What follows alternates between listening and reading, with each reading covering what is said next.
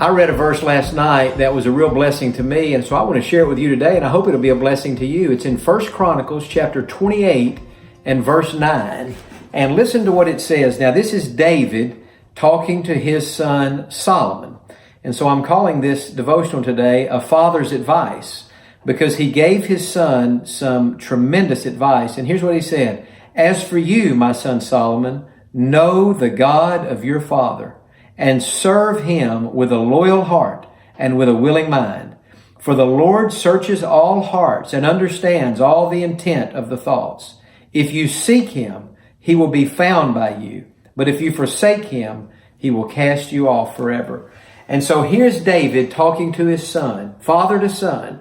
And I read that last night, and I thought about so many of the conversations that my dad and I have had through the years, and some advice he has given me. And he always has a good word for me on, situations, circumstances in life. And here, Solomon's dad, David, had a good word for him. And here was the advice. He said, son, here's what I want you to do with your life. I want you to know God, and I want you to serve God. And I thought, I can't think of a better piece of advice that a father or a mother could give to their son or daughter than that. To know God, that is the purpose of life. Remember what Jesus said in John chapter 17, this is eternal life, that they may know you, the only true God, and Jesus Christ, whom you have sent. And so it's all about knowing God. Paul said, Philippians 3:10, that I may know him and the power of his resurrection, the fellowship of his suffering. And so the purpose of our lives is to know God. The purpose of our lives is not to get rich. The purpose of our lives is not to live in a big house or to have a big family. Those are blessings, tremendous blessings, if God should see fit to give those things to us. But that's not the purpose of life. The purpose of life is to know God. And the second purpose of life is to serve God.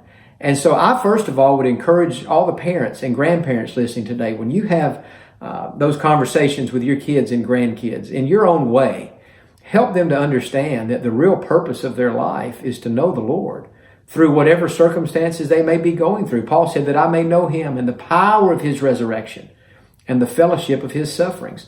Even when we're suffering and in pain, we have an opportunity to know God.